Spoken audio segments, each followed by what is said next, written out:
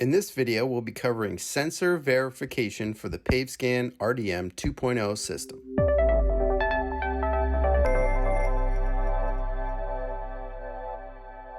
So hello, I'm Rob Sommerfeld again, and we're doing another video about the PaveScan RDM 2.0 system. In this particular one, I'm going to show you how to do a verification of the sensors. Verification of sensors, we just want to make certain the sensors are working properly before you go to a job site. When I go to a job site or before demos, I tend to do this before every job site just to make sure my sensors are working. I've traveled or I've packed it up, I shipped it, and whatever it might be. So I want to make sure all the sensors are working properly. So we do a verification process here. So with that, what I'm going to do is show you some of the screens here. And this is our main menu of many of you are aware of already. And we're going to collect data like I normally collect, as if I was on site collecting data. But instead, I'm going to do a couple of things, and here are my sensors. They've all been detected, so everything's good. So I've already have an existing project. I've set a lot of these things up already. I just named this project Training Video and Videos, so just to do that. So I'm going to save this. I always like to save. You don't always have, once you create it, I always like to do it anyway. Here are my three sensors. This is the order, as we talked about, 17, 161, and 160. They're 2 feet apart from the center sensor. Save that.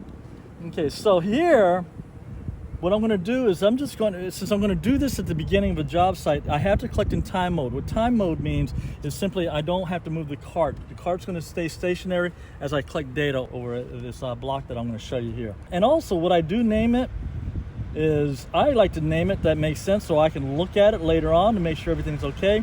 If there are troubleshooting issues troubleshooting steps we want to take, if there were issues, then we can download these files and we know exactly what they mean. So I like to call my files Verify 0017, the serial number, okay, and press enter. So that's my file name here.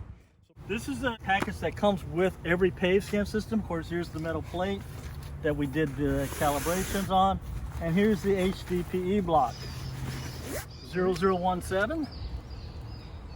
And using that nice little precise laser, you notice there's a small hole. You always want to use this side up, the other side down, because we want to keep the up side very smooth as possible. So we stay consistent that way. And we're going to hit collect. Now, while I'm going to let it collect for 10 seconds, while it's collecting, why we use this HDPE block is that's a very constant dielectric. We'd like to see something about 2.39, as you can see here, plus or minus 0.05. I do a stop and save, and that sensor seems to be working very good. If I'm still not sure, I can hit Playback Last. It'll play back my last file, and press Statistics. And you can see the average right here is 2.375. Again, within 2.39, within 0.05 is what I want to see. I'm ready to collect data now, use the appropriate configurations. Thank you very much for listening to this. If you have any questions or need more information, please feel free to contact us, phone call or email us. Thanks very much.